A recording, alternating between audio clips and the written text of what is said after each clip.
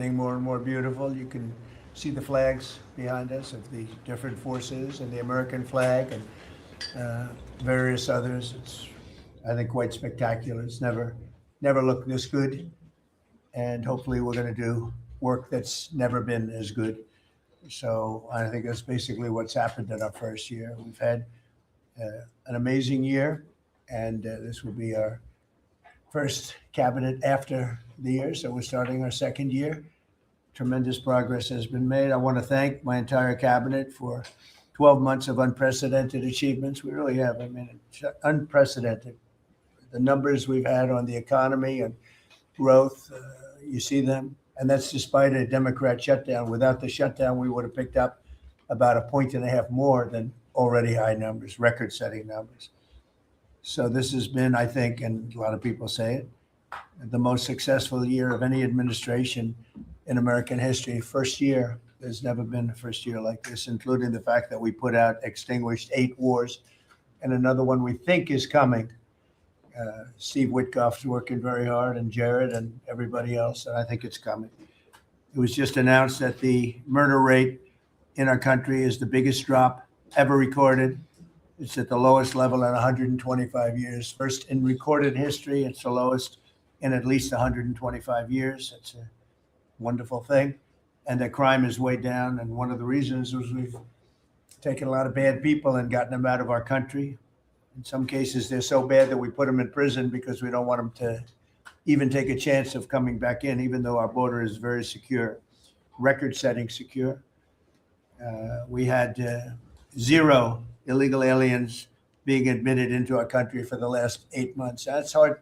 That's hard for even me to believe, but the people that make up the lists are supposedly nonpartisan, but I would say they lean toward the Democrat side.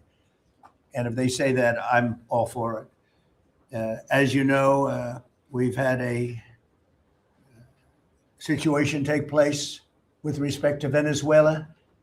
I want to just thank General Kane and his staff. Well, the job that they've done is incredible. Nobody's ever seen anything like it. And once it did take place, I want to thank the leadership of Venezuela. We're getting along really well with them. The relationships have been very strong, very good. And they have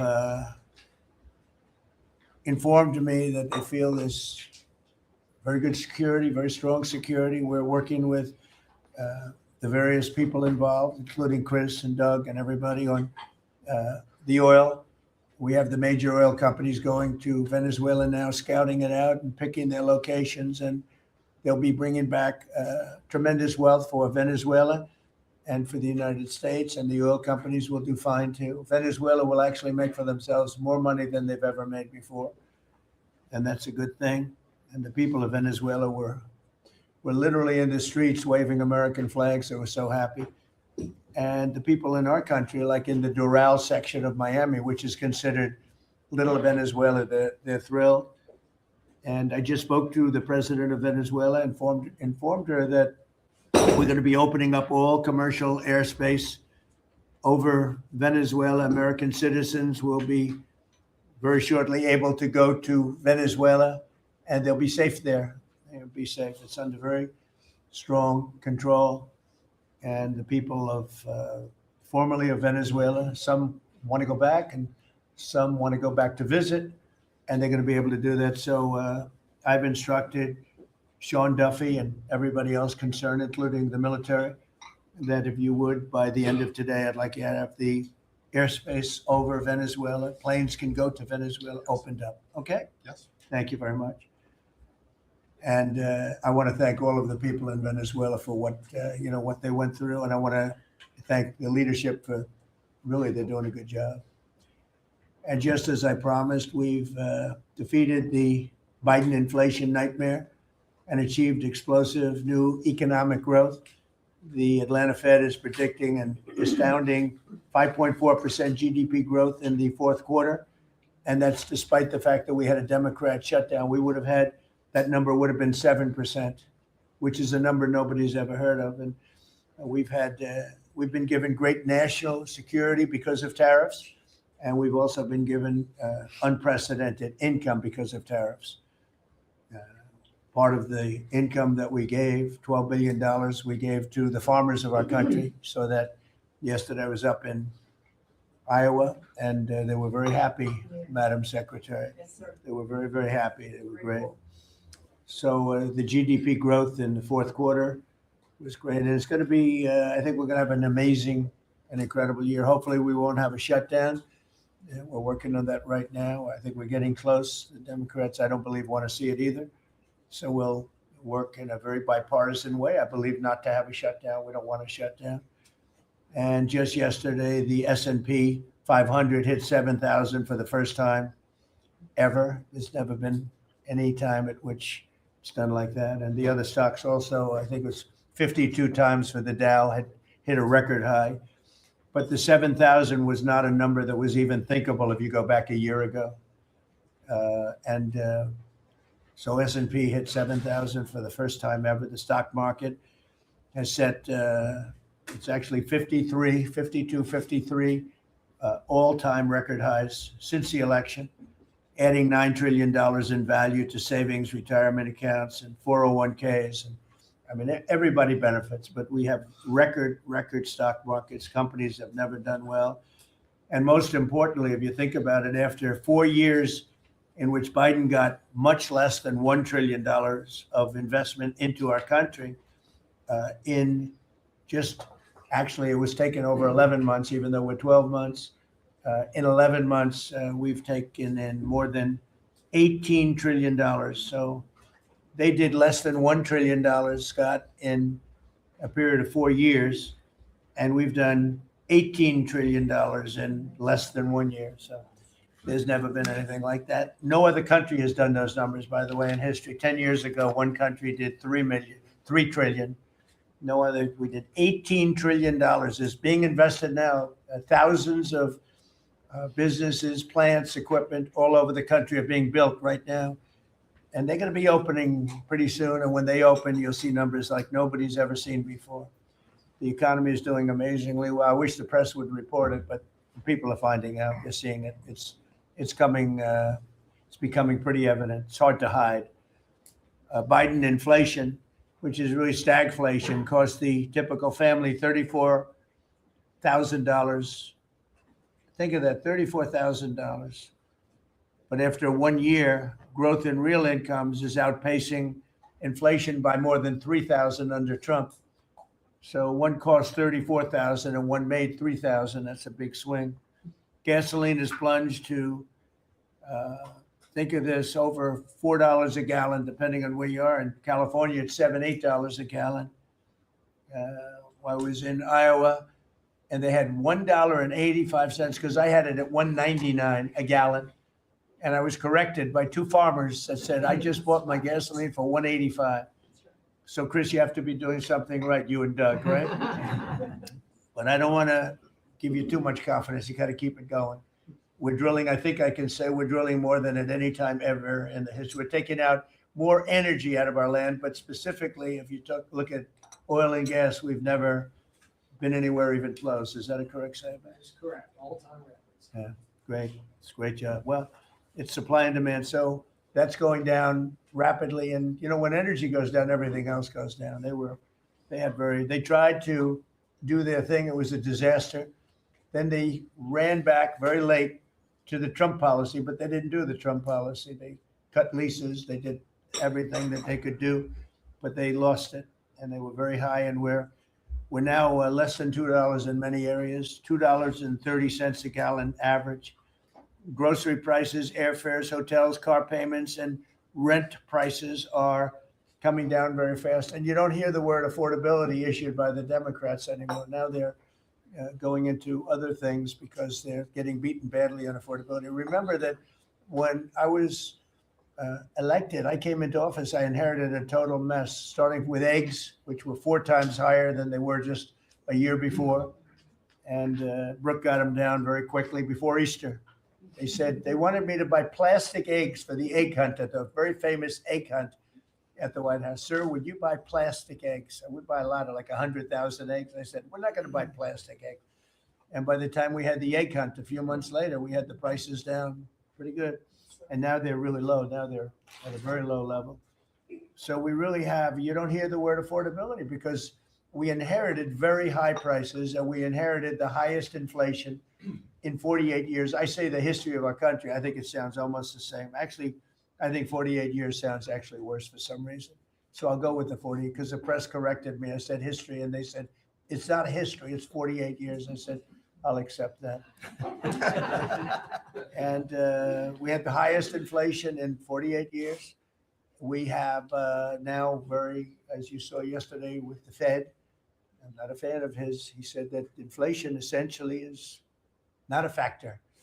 It's really been pretty amazing. I just put out a statement about his statements. I won't repeat them here because they're too angry.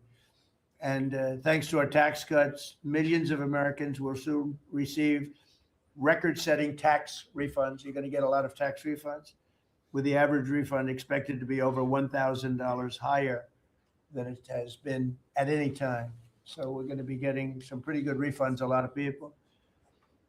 If congressional Democrats had their way, Americans would right now be facing the largest tax hike ever. You know, their proposal was to raise taxes very substantially. And our proposal, which is in the great big beautiful New Deal, it's a New Deal in its own way. It's a Republican version of the New Deal. Right behind you is a nice picture of FDR.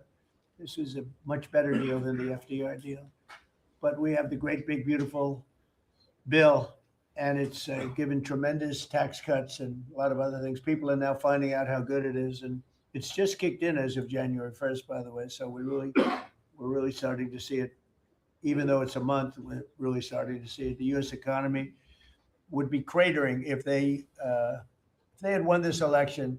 Our country would be in very bad shape. Would be maybe not much of a country anymore. I don't think it would be a country anymore. They were doing everything wrong, but they were going to give you the largest tax hike in history, and we're giving you the largest tax cut in history in the great big beautiful bill. In addition, I think it's very good. I think it's very important. You have no tax on overtime, no tax on tips, and no tax on Social Security. But you also have, you're getting this is the first time this ever happened. If you buy a car, you go out and borrow money, you get an interest deduction. You take the interest rate, the interest that you're paying on the loan, you're able to deduct it for income tax purposes. So that's a first ever. And I think it's going to be great for everybody, including the car companies. I was in Detroit 3 weeks ago. I went to the Ford factory, spoke to the General Motors people. It's all the same. They're doing better than they've ever done. The factory I went to was like a World War I, earlier than World War I factory, opened up. One of the oldest buildings, but one of the biggest. And Ford was getting ready to close it a couple of years ago. And then they saw that I was doing well and it looked like I would have a good chance of winning. And they kept it going, barely going. And last week they announced, during my visit, they announced that they're going to round the clock production. They never thought it was. I said, did you ever think? I spoke with Bill Ford and the president of Ford. They were both there, and they said, we can't even believe it. We were going to close this building 2 years ago, and now it's going round the clock. He said, we cannot. I mean, they said, we wish it was twice the size, but they're now building additional plants in the United States, as is everybody else. You have AI building, but the car companies, I love the car companies, and you have them, they're all coming back. They're coming back from Mexico. They're coming back from Canada. They're coming back from Japan. And they're coming back from Germany, all over Europe. They're coming back. They're building here because they want to avoid the tariffs. They don't want to pay the 15%, in some cases 25% tariff. Could be a lot higher than that if it wasn't working. So because of that, they're all coming back. One statistic yesterday that Scott told me is that for the first time ever, tell them about the steel and Japan, that we are now making more steel. Go ahead, please. So yesterday they reported for the first time in 26 years, the United States of America produced more steel than Japan. And that is entirely driven by your tariffs. Think of it.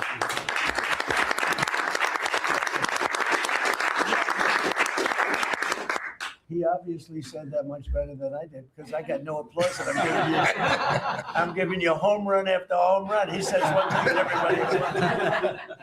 I should have saved that one for myself. No, but think of it.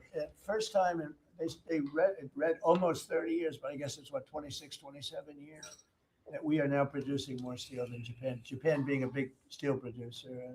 Japan and other countries really took our steel production away from us. Now, if you think of this, 3-4 years ago, the steel companies were all closing up. We worked a fantastic deal with U.S. Steel. We saved U.S. Steel. And now it's all coming about, but and that's just the beginning. There are a lot of steel plants right now being built. So it's an amazing number. Nobody would have believed that. If you would have said that 3, 4, 5 years ago, people would have said, yeah, it's not a true fact. But so it has to be true because otherwise you question me on everything.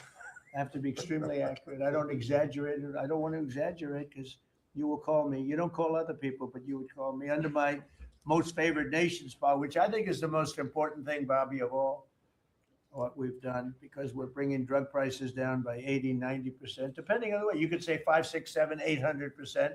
Depends on the way you want to calculate it, right? But let's go the old-fashioned way. But drug prices for prescription drugs will be down 80, 90%, 75%, 68%. They've only gone up. For years and years and years, they've only gone up. And now we're going to have essentially the most favored nation. We're going to have the most favored price in the whole world. Whatever the lowest price in the world is, that's what we're going to pay. And I don't want to go into a big deal, but nobody else could have gotten this but this administration. I'm being very nice when I say that. The cost of prescription drugs is coming down by a number that was never even thought of. This will have a huge impact on healthcare, by the way, because obviously drugs are a big part of healthcare, and it will help repair some of the Unaffordable Care Act's damage that they've done, because the Unaffordable Care Act, which is Obamacare, it's unaffordable. It's not affordable, and it's a disaster. And hopefully we will be paying money directly to the people instead of giving the insurance companies the money. They'll go into a healthcare savings account or whatever it is. But think of it. We pay the money, billions and billions, really trillions of dollars going to insurance companies. We want that money to go to the people. They buy their own healthcare. And it's so popular. The problem we have is the Democrats are owned by the insurance companies. They're literally owned lock, stock, and barrel by the insurance companies. And they hate it. But the people love it, including all Democrats. So I think we'll perhaps be successful with it. But it was an idea I had. I read the papers, and I'm reading one of the stories about the insurance companies, how much money they're making, where they received, billions and billions of dollars for this stuff from the United States of America, and their stock has gone up by 1,400%. Think of it, 1,400. One went up 1,700%. Numbers went up. If you go up 1,000%, you're doing bad in that business, right? And it's all because of the money. Not all, but mostly because of the money the United States pays the insurance companies. They say, this is big stuff. And I asked somebody, why don't we just pay the people directly? And they said, that's a good idea. It's funny, it's a very complicated business, but actually it's not so complicated.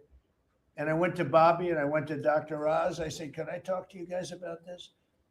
Is this the kind of money the insurance companies get? Yes. Why don't we pay the people directly? And the primary answer was that the Democrats will never go along with it, but the people go along with it because I put it out. It went viral.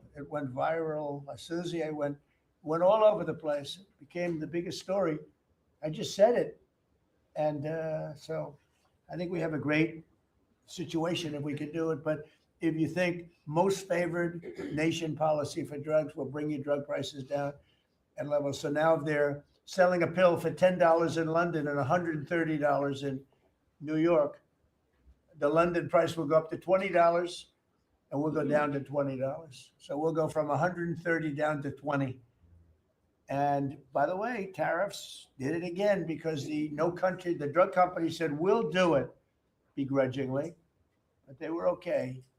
But we'll do it, but no nation's going to approve it because even if you raise the price by, like on a pill, $10 to $20, you're doubling the price of their prescription drugs. I said, no, they'll do it. And when I got them on the phone, I said, if you don't do it, we're going to charge you very substantial tariffs, more money than that's going to cost you. And they said, we'll do it. And before, I don't know that any other president even tried to do it. We can't find it. But if they did try, they wouldn't have gotten through the companies. They wouldn't have gotten through the company, and then they wouldn't have gotten through the country. I spoke with Macron. He was the first one. He was not at that time wearing sunglasses. And he said, no, Donald, I will not do this. I will not. I won't even consider, you're asking me to double the price. I said, you have no choice. You have to do it because you guys have been ripping us off. In other words, the whole world, we've been subsidizing the whole world on drug costs. That's why they were $10 and we'd be at 130. As an example, there were many examples. I could give you examples even worse. He said, no, I will not do that. And I said, yes, you will. 100% you'll do it. He said, no, I won't do that, Donald. You're asking me to double the cost of our prescription. We will not do that. I said, look, you've been ripping us off now for decades. We're not going to do it anymore. You can do it under Biden and Obama and other people. You're not going to do it under us. We won't do it. I said, well, if you don't do it, I'm going to charge you a 25% tariff on all of your wine, champagne, and everything else you sell into the United States. He said, like I said, I will do it. And that was the end of the conversation, right? That was the end of the conversation. So now we have favorite nations that everybody said would be impossible to get. And I then had the same conversation with 15 other countries. Every one of them agreed after a short conference. They all said no. And then within a matter of seconds, they said, we would be very happy to do that. Thank you for asking in such a nice way. And it's a great achievement. I think it's going to be one of the best achievements we've had in this country in a long time. So we're going to be knocking drug prices down at levels never seen before. I want to thank the drug companies because once they agreed, they really did. They felt it was very unfair. One of them told me it's actually a relief to agree because this has been just a rough thing for me, to justify, because they couldn't justify it. I said, how come in London I can buy something for $10 and in New York I have to pay $130? And they go, well, it's research and development. I said, yeah, but you have research and development from them. Made in the same factory, made in everything. This is where my friend, who's very successful, I told you, a seriously overweight person, he takes the fat pill or the fat shot. And he was in London and he said, costs $87 there, costs $1,300 in New York. What's going on? He called me up. And I knew that, but he put it in a very blunt way. I've known him a long time. He's a crude individual, but smart as hell, made a lot of money. But he just thought it was sort of ridiculous. He happened to be in London and he got the shot, Ozempic, I think, or one of them. And I told him it wasn't working. For him, it didn't work. But he brought up a good point. It didn't work. I told him, he knows who I'm talking about. He's going crazy. He begs me not to mention He's not his talking name. about me, ladies. No, it's not our great vice president. No, but he begs me not to mention his name because he's become very famous without mentioning his name. And he is actually a very well-known business person. But he did make a point.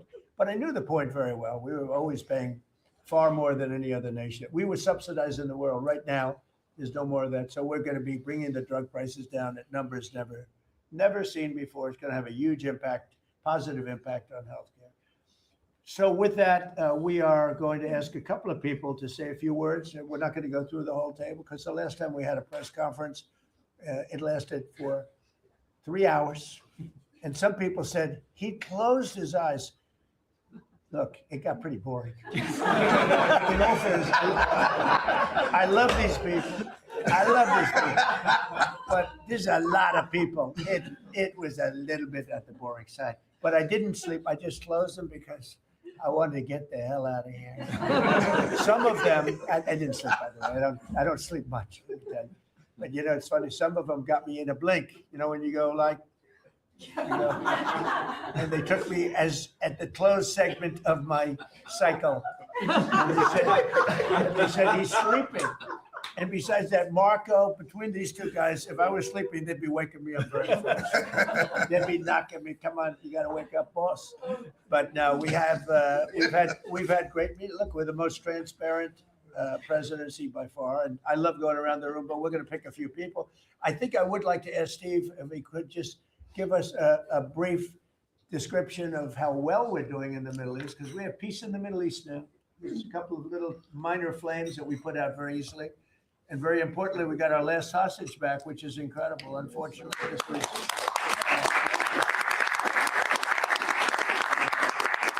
was something that nobody said could be done. And I will tell you, Hamas was a big factor in getting all of the hostages back. They had we were not happy with them, and they had to bring them back. And they found the dead hostages, the bodies of hostages. And those parents wanted their sons back, I think in all cases, sons. But they wanted their sons and their family. They wanted their sons back as much as the people that had living hostages that we got them back to. So we got the 20, but remember, we got hundreds back previous to that. But I always said getting those last 20 back is going to be very tough. And we got them back, and we got all of the bodies back also, which to those parents was just as important as getting back the son that was living. Steve, could you give us a little description, please? Well, your policy of peace through strength, that's what delivered them home. Without that pressure, it never happens. We are in the second phase now. We've stood up for the first time, Mr. President, on your behalf, a technocratic, all Arab government. We've got the terrorists out of there, and they're going to demilitarize. They will, because they have no choice. So we expect that. Pardon me? And now we want to get Hamas no guns, right? Right. They're going to give it up. They're going to give up the AK-47s. A lot of people said they'll never disarm. Looks like they're going to disarm. And they did help us with those bodies, getting them back. And that family is so grateful to you. They called. I spoke to them. Jared spoke to them. You know, it's an amazing story. He broke his shoulder, but he went out there because he didn't want his friends to fight alone. He would be alive today, but for that, he had no reason to go out with a broken shoulder, and he went out and fought them courageously And died. and died. That's right. It's a great story, and the parents are great. They were the only ones who didn't, they came back pretty rapidly, actually, considering. And we had got some back initially with the initial group. After that, we had to get a lot. That's a tough job. That's a nasty job, too. Who would want that one? That's a nasty job. And between Israel and Hamas working together, if you can believe it, they got them back. And we got the last one back yesterday, and the parents are so happy. It's amazing, actually, how We sent a message to the parents on your behalf, as you suggested, and they were so grateful. I have a note for grateful you. to me is a much better word. It's just hard to be happy, but they were actually. I mean, they couldn't believe that they had their baby boy. The mother said, my baby boy back. It's a very terrible thing. Steve, Russia, Ukraine, we've making a lot of progress. Could you explain that? The Ukrainians actually said that we've made more progress since Geneva than they've seen in the last 4 years of that conflict. So we had 5 Russian generals last Sunday in Abu Dhabi with Jared and Dan Driscoll, and we think we made a lot of progress. The talks will continue in about a week, but lots of good things happening between the counterparties discussing the land deal. And we have a security protocol agreement that's largely finished, a prosperity agreement that's largely finished. And I think the people of Ukraine are now hopeful and expectant that we're going to deliver a peace deal sometime soon. And because of the cold, extreme cold, they have the same that we do.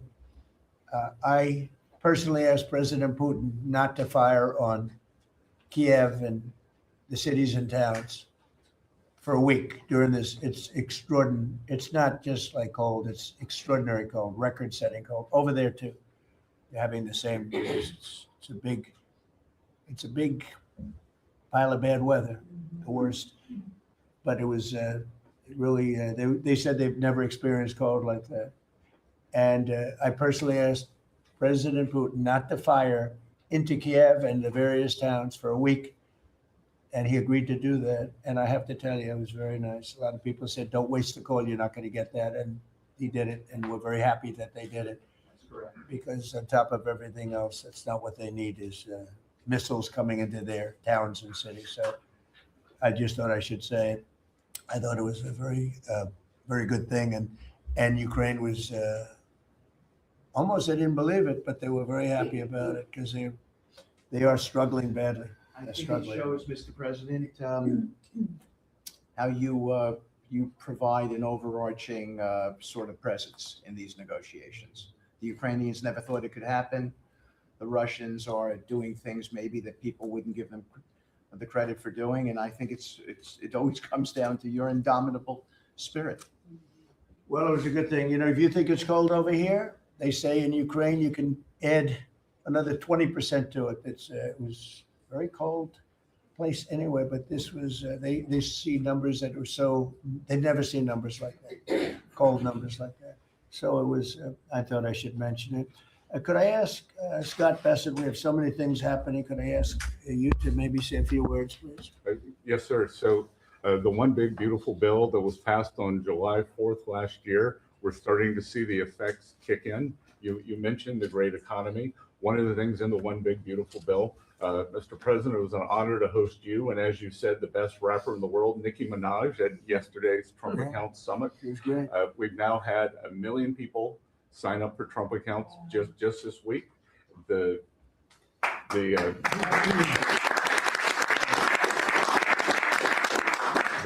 think there'll be 25 million families who are eligible. The segment that you and she did has 1 billion hits on the internet. So we're telling everyone, go fill out form 4547, trumpaccount.gov. So thanks to you, the Trump accounts, Next Generation's America will benefit from today's record-breaking economy, record-breaking markets. Sir, when we came in, the Biden administration had destroyed the American people with the 3 I's: immigration, inflation, and interest rates. Immigration, check, you close the border. The inflation, as we've heard, back down to target. Prices are coming down, and interest rates, we hope there's more on the way. We've got gains in wages, low prices, and I think 2026 is going to be the year for the Trump boom. It's going to be a supply side boom. I enjoyed the trip out to Iowa. In the diner, the staff there was thanking you for the no tax on tips, and they're expecting big refunds from that. We saw the CEO of John Deere who said, thanks to your tariffs, new plants in Indiana and North Carolina. Two massive plants being built by John Deere. And he's the chairman and CEO, wonderful guy. And I said he was at the event we had in Iowa, which is appropriate, John Deere, Iowa. But I said to him, so what are you doing? He said, we just announced 2 massive plants.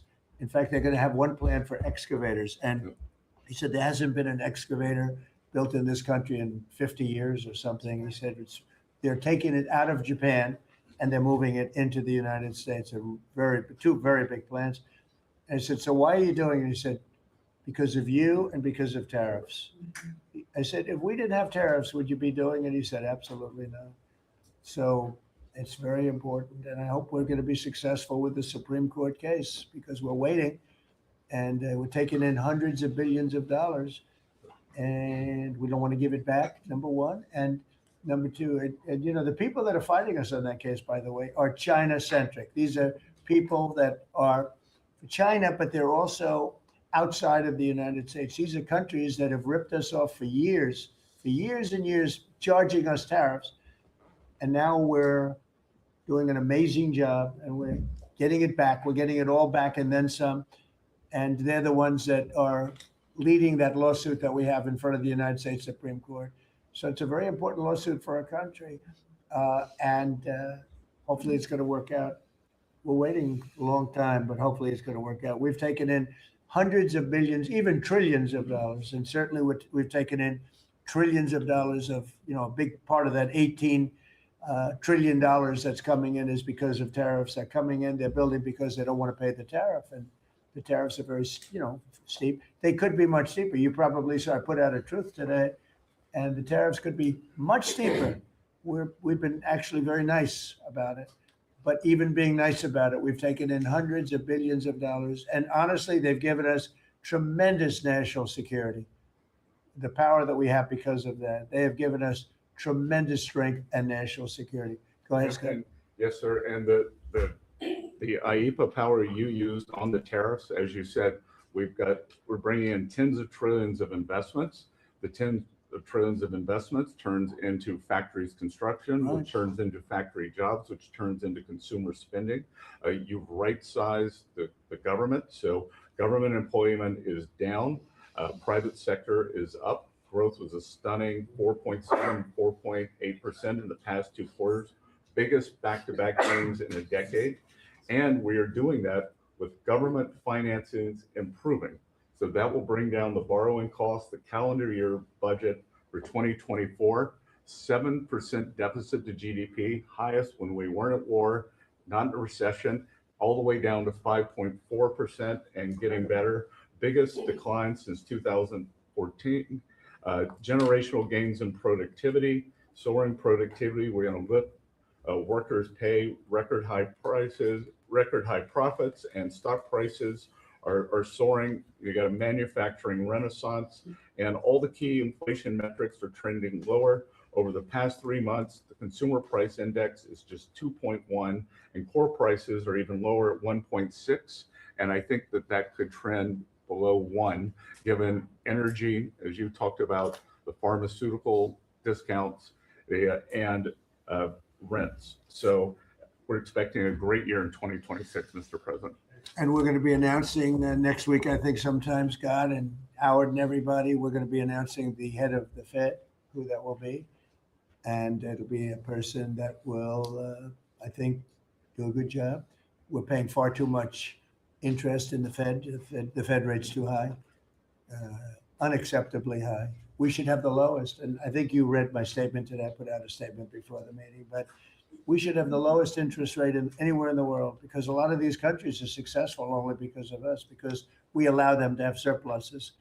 And without surpluses, some of the countries that you most respect financially, that you say, oh, this one, that one, this one, that one, they're successful because we allow them to have surpluses. And we could easily stop that with the powers that we have, but we don't. We took some of it, but we took really just a small portion of it compared to what we could take if we wanted to. We should have the lowest interest rate anywhere in the world. They should be 2 points and even 3 points lower. And if it was, each point is the equivalent of, I would say, $500 billion. So if you got 2 points low, you have $1 trillion in saving. And it's almost, if you call it just a paper expense, you can do it with a pencil. It's not cutting. It's not saying we have to get rid of jobs, or it's just like literally so easy to do. But we have a guy that doesn't want to do it because he's, I think he's politically biased. I really do. I believe he's politically biased, because most smart people say it's not even a question. But despite that, we were able to bust through. It's like busting through a wall. We were able to bust through a wall, and we have the kind of numbers that Scott and Howard with the steel and other things talk about. What would you say, Howard, in terms of how we're doing, generally speaking? Great businessman, very successful guy. He's doing a really good job. What would you say? Well, no one, before you walked in the door, no one thought our economy could grow 2%. Fourth quarter, with the shutdown, 5.5%. And that means the first quarter, you could see the United States of America, with its $30 trillion economy, grow in the 6% range. And no one thought that was possible. That's how you get jobs. That's how you get money down. That's how you fix the deficit. You are fixing everything with your policies. You have changed America and created the golden age. Thank you. And with the help of the Fed, because we really, we want help, not hindrance. Why would the Fed hinder? But with the help of the Fed, with the right choice, if we make the right choice, a lot of times you make a choice, you think it's good, and it turns out to be not good.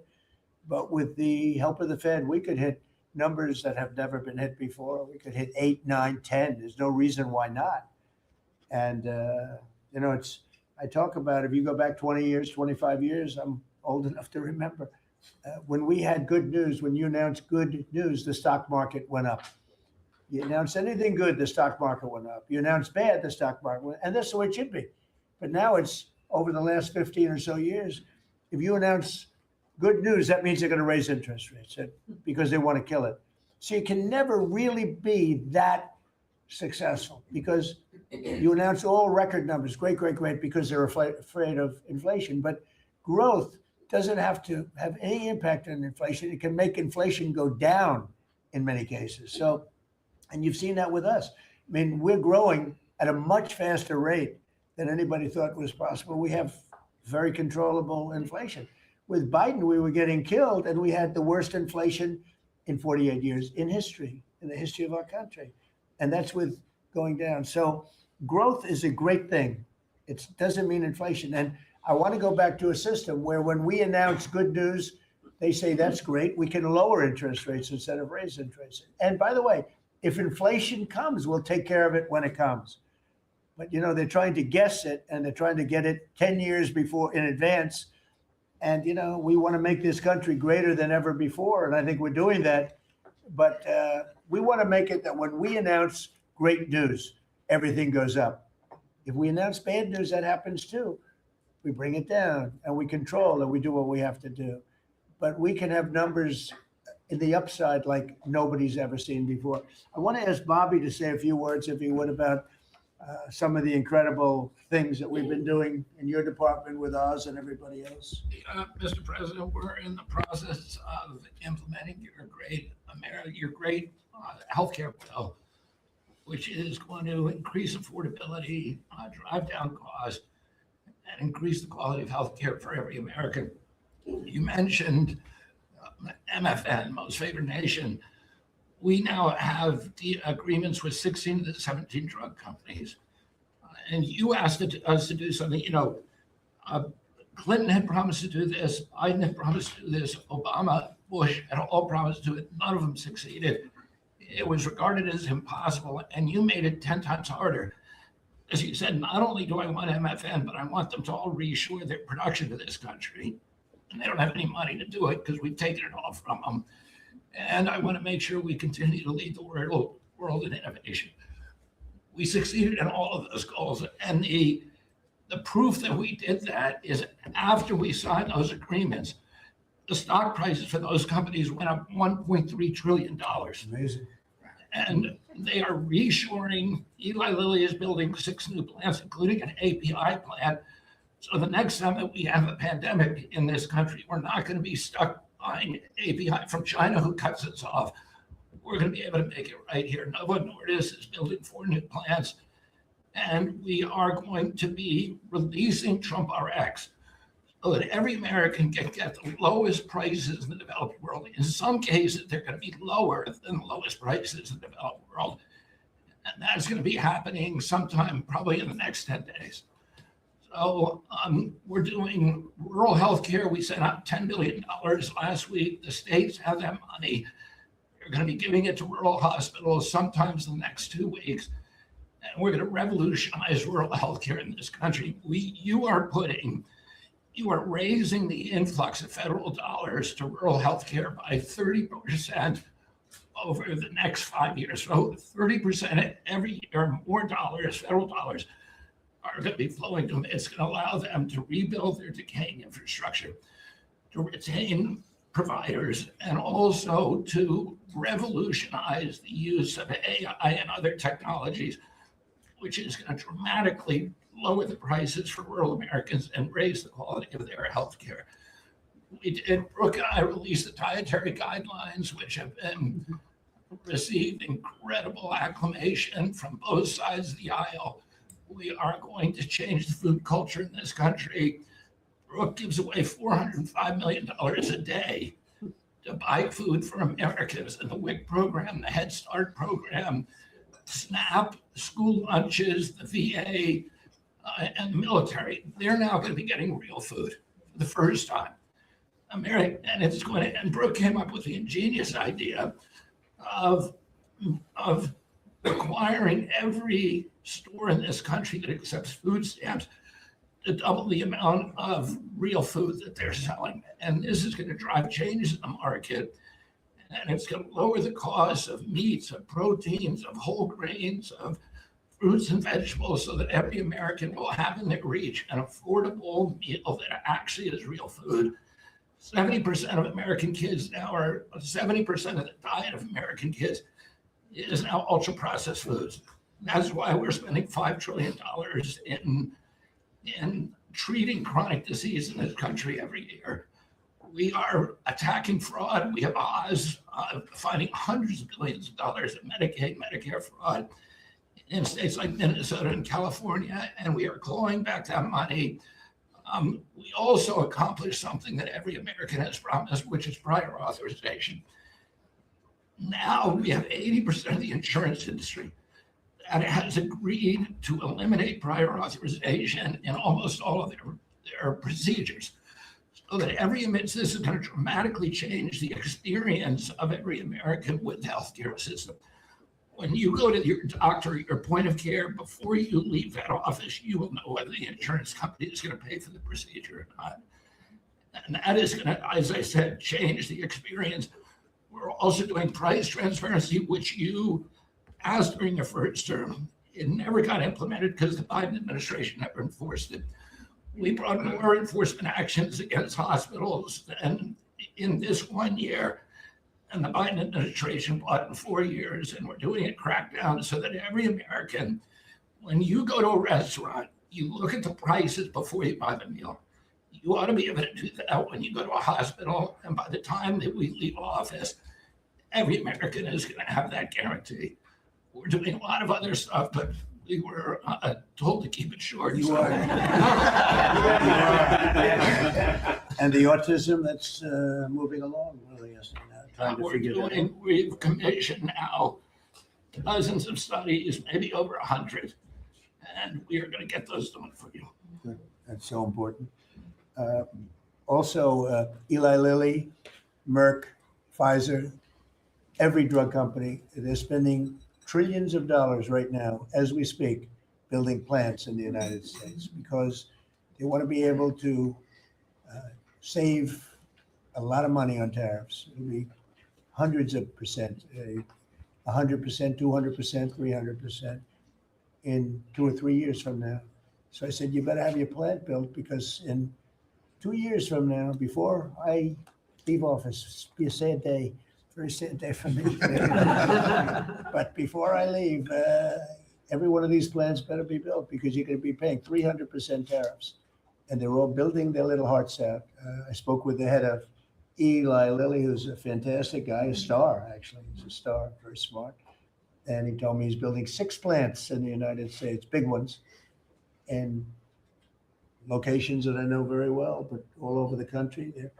Merck is building and Pfizer's building, and every one of them's building, and foreign companies are building. So it's an amazing thing that's happening, and you're doing a fantastic job. I read an article today where they think Bobby is going to be really great for the Republican Party in the midterms. So I have to be very careful that Bobby likes us. But we're letting you do your job, right? Thank you, Mr. Yes, President. thank you. You're doing a great job. You and Oz and the whole group, they're doing it. I'll add this, and Marty McCary has done an incredible job at FDA. That's true. Last month, we approved more gene and cell therapies than any time in history. And we're making this a safe and productive and encouraging ecosystem for biotech so that China does not steal that industry from us. Fantastic. I'm going to ask Scott Turner to speak really quickly about housing because, in my opinion, I have very strong opinions on housing. That's what I did for a long time. I did good with it. But, we got to get interest rates down even lower. They are now pretty low, but we got to get them lower. And I'm a big factor. To me, the biggest factor is interest rates for housing.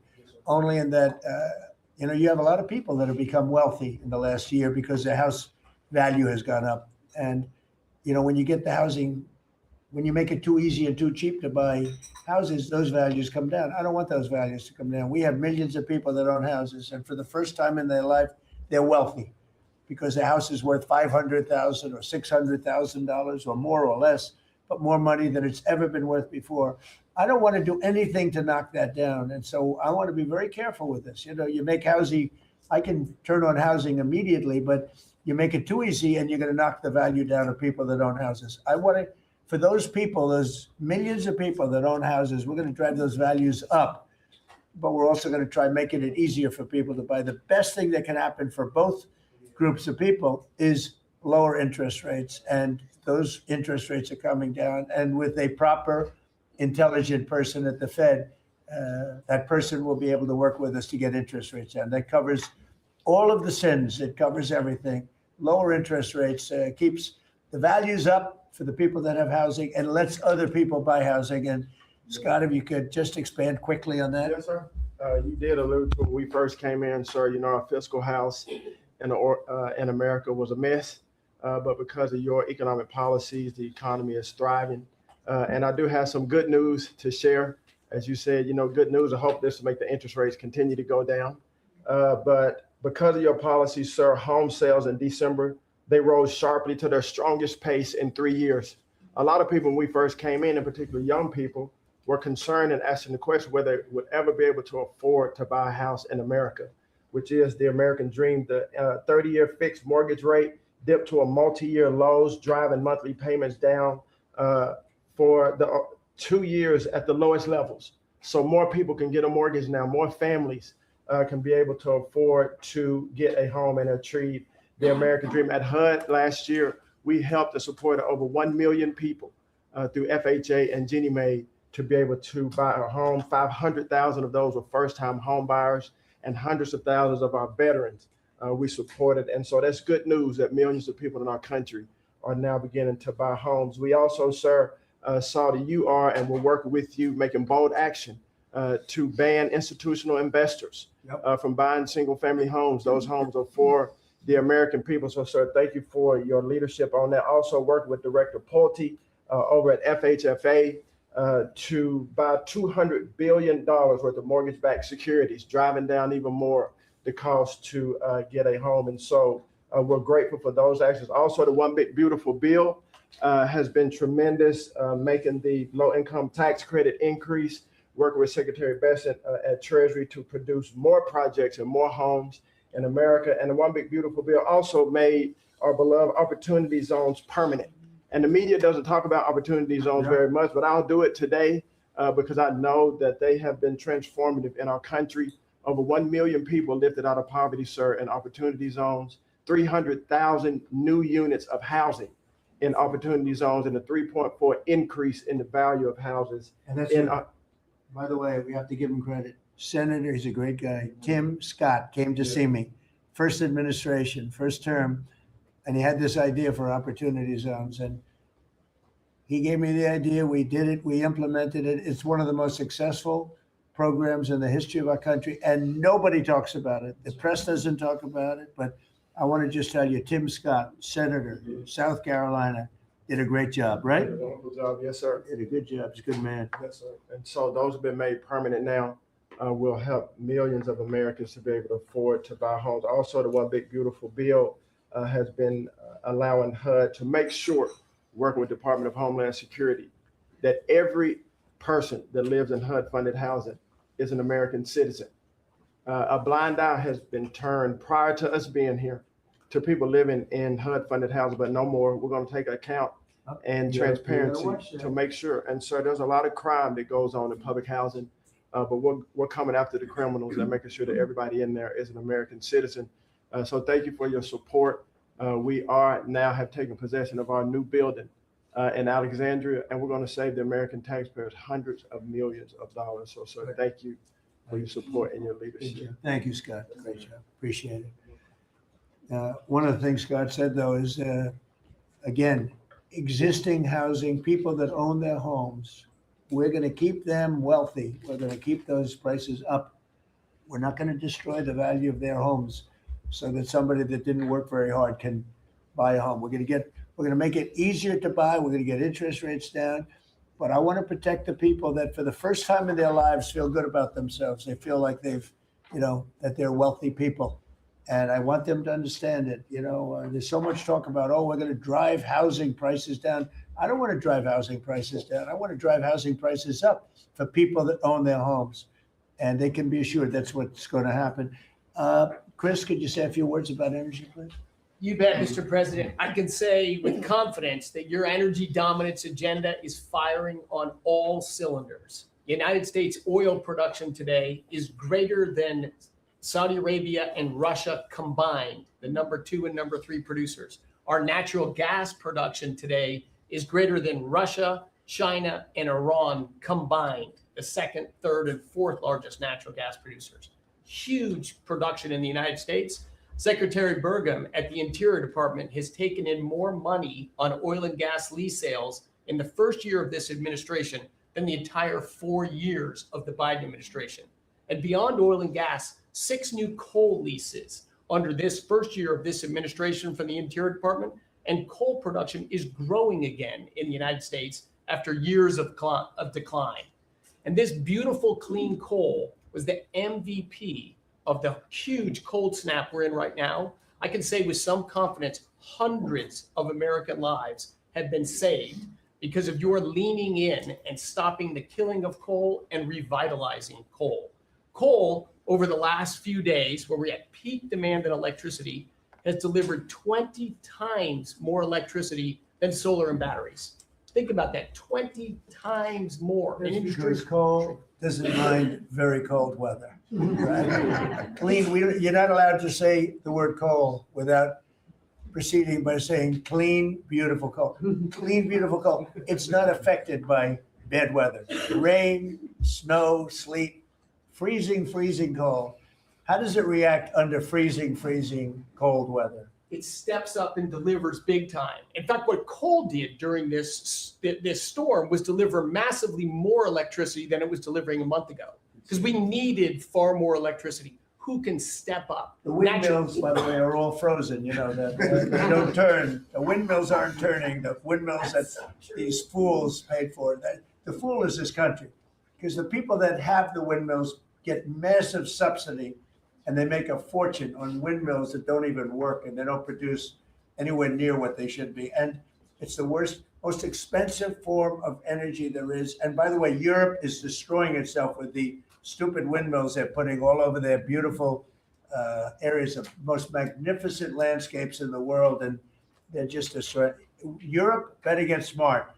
Between immigration and energy, they're destroying. It's not recognizable. They've got to smarten up before it's too late. Please go ahead. Yeah, in New England, with somewhat European energy policies, at peak demand time, very cold in New England, wind, solar, and batteries that you were just speaking of delivered less than 3% of the electricity needed at peak demand time. And that's when it matters. Because if electricity goes out when it's very cold, people die.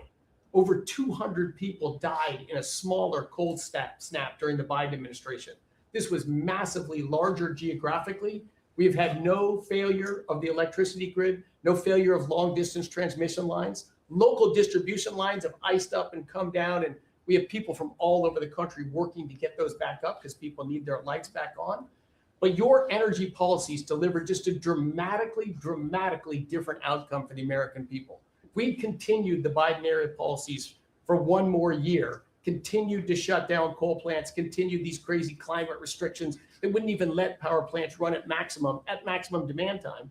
We hadn't liberated all the backup generators that are sitting there. We gave up an emergency approval. So a lot of those plants that were going to close, coal plants that were modern and good and threw up very little problem, and that were really powerful. You know, by the way, China does most of everything they're doing with coal. Not that we want to copy anybody, but you know, they make the windmills, but they don't have a lot of wind farms. Somebody ought to look at that. How many wind farms do they have? Very, very few. They make them, they sell them, they make a fortune, but they don't use them. So the coal, I mean, I understand they're using it also as a great backup. So you build a plant, but they have it as a backup in case of tragedy, in case of really bad weather, et cetera, et cetera.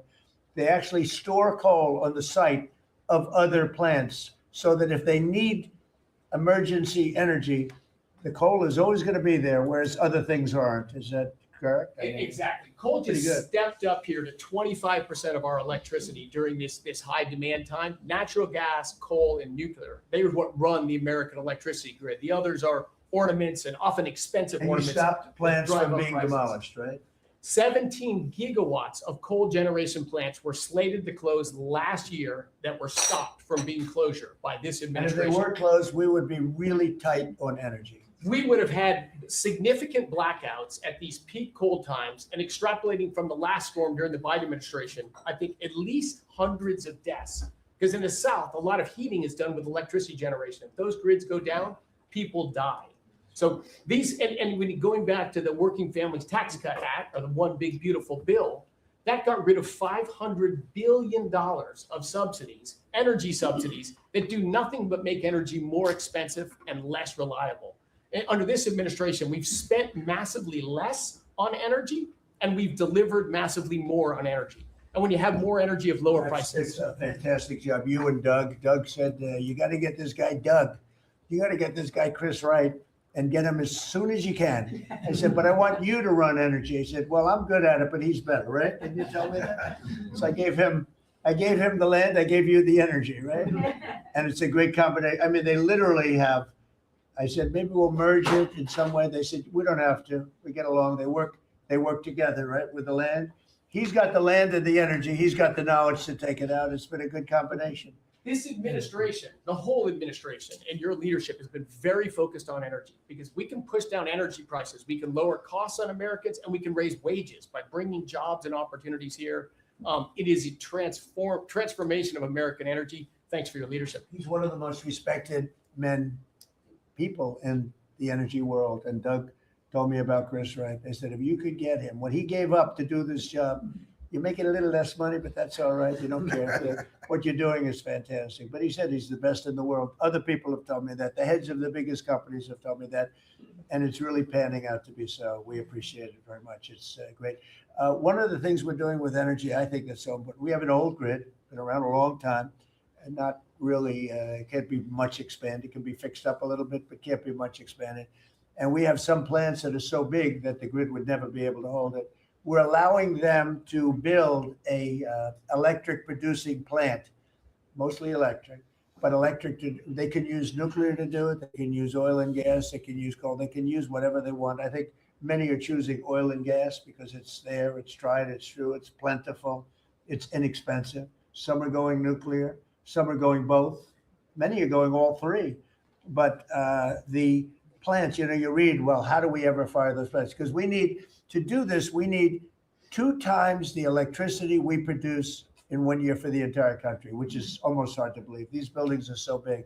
They're going up now. So I did something that nobody thought was possible. Also, when they build their building, they build their own electric generating plants. And we are seeing some of the most incredible designs you've ever seen. So we don't need the grid. I read an article in the Wall Street Journal saying, oh, we're falling behind China. We're not actually. We're leading everybody because I'm letting them build. The government would never be able to do that. Now, China's a different kind. They build, they do things that you got to hand it to them.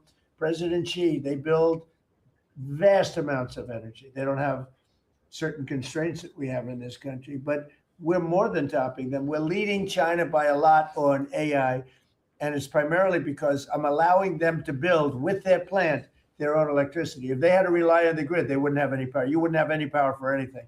And they're building the electricity. And one of the reasons I'm able to do that is we have a very capable man in the room named Lee Zeldin. He may be in the room someplace. Is it his normal place? He's there. He's always there. Most reliable, solid guy. And he's done an amazing job. Could you just explain that? And also, because of the fact he's so good, California has a problem. The hardest permit to get when they lost 25,000 or so houses, which shouldn't have been lost, they should have allowed the water to come down from the Pacific Northwest, which was very plentiful. But they didn't do that. They lost 25,000 houses. Lee and his team gave them the most complicated permit within 20 days. Every single house that burned down got the federal approval. Unfortunately, it's well over a year. And the state and the city, that's Gavin Newsom, and the city, the mayor, who's grossly incompetent, by the way, they have been unable to give permits. There are like 3 houses being built out of thousands and thousands. They have no permits. So I read about a week ago that it's possible, because of what's happened, whether you declare national emergency or something. These people are they're dying to build their house. They want to do something that I could put somebody in charge from the federal government. Congratulations, Lee. And I'm putting Lee Zeldin in charge of getting them their permits, city, federal. You have the federal, you need the city and state. And I hear you have great powers over them if we want, and we're going to give you that power. We've already given you that power. So Lee Zeldin is going to work with the thousands of people that are dying to build their house. And I also recommend one other thing. Give them the house plus a 10% bonus. In other words, you get a bonus, you can build your house 10% larger. They've suffered so greatly. They've waited so long, and they should be given a bonus. So I think, and I've heard this has been done before. They get a 10% bonus. They can build a house that's a little bit larger than what they had before. And I'd like to have you take it over. Mr. President, your great Secretary of State was looking for another job. I was thinking about him, but he's pretty well booked. I watched him. He did a great job yesterday, but he's a little booked up. Let's go, Lee. Talk. No more ideas like that, Lee. When President Trump came into office, he immediately signed an executive order giving EPA 30 days to complete our phase 1 hazardous material removal, so that the Army Corps can come in and complete their phase 2 debris removal. So at first, the response was that was going to be impossible. Good luck trying to get it done maybe by the summer. But we figured it out because operating at Trump speed, the president was just sworn in. We had to get it done, and we got it done in less than 30 days. The Army Corps then came in and completed the debris removal. So the federal government, while the governor has tried to accuse this president of not focusing with a laser on putting all of the weight of the federal government to getting this done. It happened from the moment he was sworn into office. SBA came in. I think it was about half of the disaster loan money, billions of dollars from last year went towards these residents and businesses. So the full weight of this government. But right after I was sworn in, which was actually a year ago today, my first trip was to East Palestine because the vice president never forgets his home state. The second trip was going to Los Angeles. There were people with contractors all over Palisades and Eaton ready to rebuild right then and there. You're talking about a year ago. And now the frustration, the passion that we all hear from all of these Los Angeles residents. And President Trump, he's made it clear to us that he's heard enough. And the message should be heard loud and clear to that local leadership. They should be motivated listening to this right now. And when this cabinet meeting is over, if it hasn't been done already, is that they need to go into the office where these permits are just laying around, flip over tables if you have to, fire people if you have to, and get all of these approvals done so that people can rebuild their lives. It's been a year, and this president's had enough. So whatever you can do, that's going to be very important. And it's so sad. Those people, we were there a few days after the fire. You were there with me. We were walking down the streets. The people are devastated. The love that they had for that property was everybody was going to rebuild, and they thought they could do it immediately. They should have. We gave it to them so quickly, but they can't get their permits. They still can't build, and they're losing spirit too. I mean, a lot of people are losing spirit. And the other thing I'd like to talk to you about and other people about that happen to be sitting around the table. They want to build a low-income housing project right in the middle of everything in Palisades. And I'm not going to allow it to happen, okay? I mean, maybe it's politically correct, maybe it's not. I'm not going to let these people destroy the value of their houses. I built a lot of low-income housing. I made a lot of money building low-income housing. I know more about it than anybody. We're not going to allow this guy to build a low-income housing project on top of everything else in the middle of that mess that was created by the fact that they didn't allow water to come down from the Pacific Northwest, okay? And I'd like you to have that stopped immediately. No financing. That might be you, Scott, because they'll come to you for financing. It's never going to be approved. You would never, but Scott thought it was a horrible thing. So there's going to be no financing for low-income housing. Let the people build their houses, and as fast as you can, help them, help the mayor and help the governor get their permitting done. Okay? Yes, sir. Okay, thank you very much. Kelly, I think you were just alluded to, Are you helping some of the people out there with loans? Yes, Mr. President, thanks to your leadership, you also helped put the fires out. Your executive order got water to the scene in your earliest days of your presidency. So you've been there from day one. We've been out there twice now. There have been no changes until your executive order this week that is allowing that permitting to happen quickly. We have 16,000 structures burned. We have put loans out on 12,000 of them for $3.2 billion. More than half of all the disaster money delivered in America went to that area. Now, because of the abject leadership, the failures of Gavin Newsom, they have not been able to rebuild. Because of your leadership, they're going to be able to rebuild. But that's not all you've And done. they'll take the credit for it, watch. It'll start and they'll take the credit. Look at the great job we did. They would never, it wouldn't get built in 20 years. And it will be destroyed by building low-income housing next to luxury housing. History says that doesn't work too well. Go ahead. We're going to make sure that doesn't happen, Mr. President. Please. But under your leadership, you've ended at least 8 wars, okay? But probably the most important and underreported war that this president ended was Joe Biden and the Democrats' war on Main Street and hardworking families. We've seen it as I've gone across the country this month, 10 different states, and we saw it when we were together in Iowa. Hardworking families, farmers, small businesses expressing gratitude, lined up to thank you.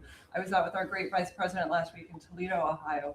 They are thanking this administration for getting Main Street back. The Trump tax cuts, the tariffs, deregulation, it's all rocket fuel for hardworking families in Main Streets. And I see it whether it's talking about small business expensing, 100% accelerated for Made in America factories, the 20% pass-through, but it's also working families where they have expanded child tax credits, increased standard deductions, permanent low-income tax rates, health savings accounts, Trump accounts.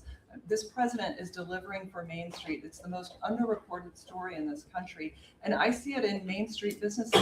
All-time small business confidence hit a record under this president last year after the Trump tax cuts. All-time small business formation now at 36 million small businesses and a record $100 billion out from SBA because a record number of people want to invest in this country and hire.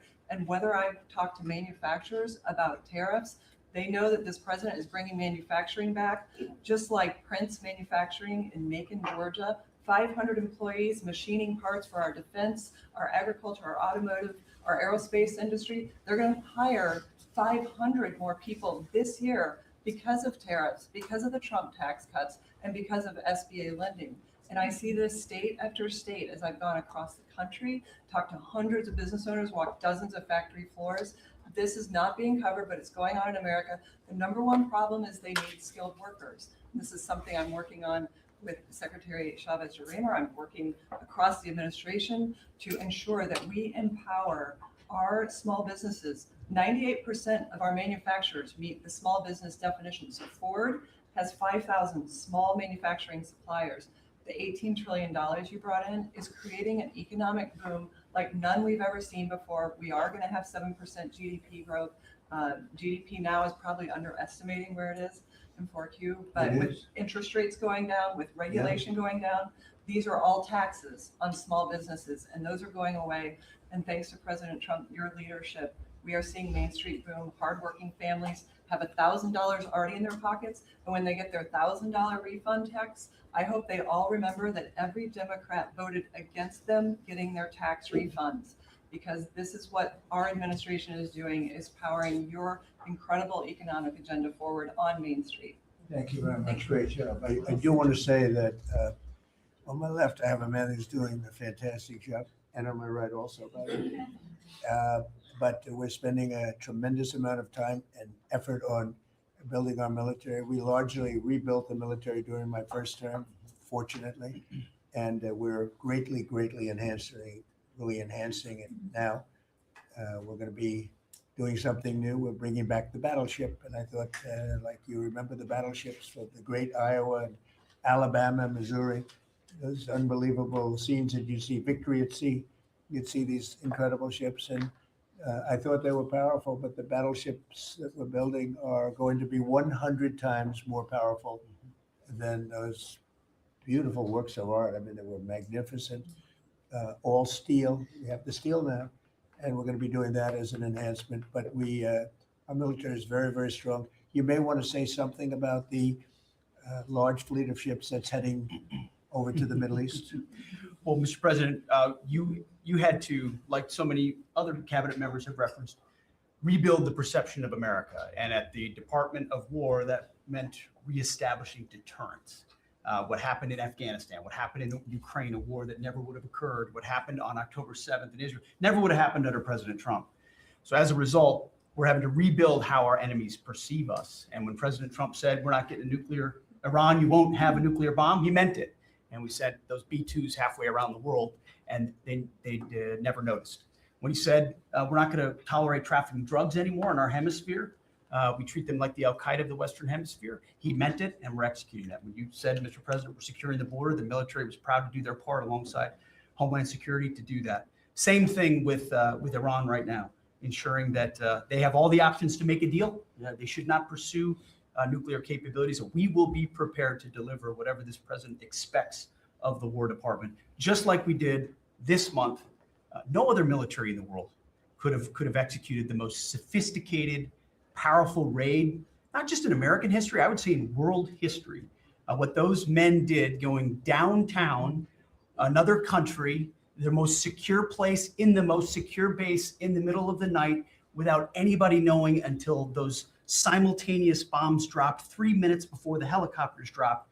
No other country could coordinate that. No other president would have been willing to empower those warriors that way to be that effective.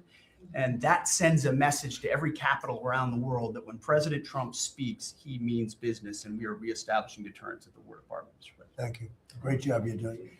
Just to finish up on that, the Somalian pirates over the years have pirated, stolen many ships. They would get large amounts of money for the ship. You know, you have $1 billion ship, and the insurance companies didn't want to fight because, you know, some of those ships are very flammable. They're carrying millions of barrels of oil, very flammable, very dangerous situation if they're shot at. So they wouldn't fight. We notified them a number of months ago. Anybody that does that gets the same treatment as a drug dealer sending their drugs in from Venezuela or anybody else. As you know, it's 97% down by water. So the drugs coming in by sea or by water is down 97%. Now we're also starting, that was the more difficult route. Now we're starting to do that by land also. But will be, you'll see that happen as they come in and kill our people with drugs. I think the real number is 300,000 people a year, not 100, but whatever it is, it's a lot of people, hundreds of thousands of people. They're going to get hit. But also we added to the list the Somalian pirates that go out on a boat, similar type boat, actually not quite as fast, not quite as nice as you can imagine, but they get the same missile that we give to the people that are bringing drugs. And so far, we haven't seen anybody going out. So the traffic is not being interfered with by people pirating our ships, not our ships, ships all over the world. I said, make it for any country. We're doing the rest of the world a favor. And it's a very effective favor, but we see very little pirating nowadays. You used to have ships being taken every single, like 2 or 3 a week, these massive ships that be brought in to some place in Somalia, which I don't even know is it a country. We have Ilhan Omar left, and then she gives us lectures on the Constitution of the United States. These people are, what they've done to rip off our country is terrible, but the pirating has essentially stopped. They know that if anybody even makes a move toward a ship, they get the ultimate treatment. They will go to wherever they want to go, but it's probably not going to be to heaven. I can't imagine, but they get hit very hard, just like a drug dealer, just like the boats, the ships that are coming in. Every boat that comes in with drugs on it that we take out, we just saved 25,000 American lives. Each boat is the equivalent of saving 25,000 American, mostly American, but American lives. So I just wanted to let you know that, and Pete's been totally authorized to do that. And they know it's going to happen. And it seems that all of that brisk business that they had has been stopped in its right in its foot. So I just want to thank everybody for being here. My cabinet has been amazing.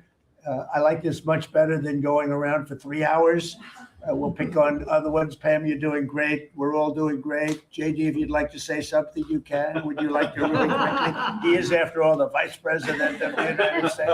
It's okay, sir. I'm here for the free coffee. I just say it's an honor to serve with this group, and we're doing a lot of good for the American people. I'm very proud of it. Yeah, we're very proud of the country. We're very proud of you. Thank you very much, everybody. Thank you. Thank you. Congratulations.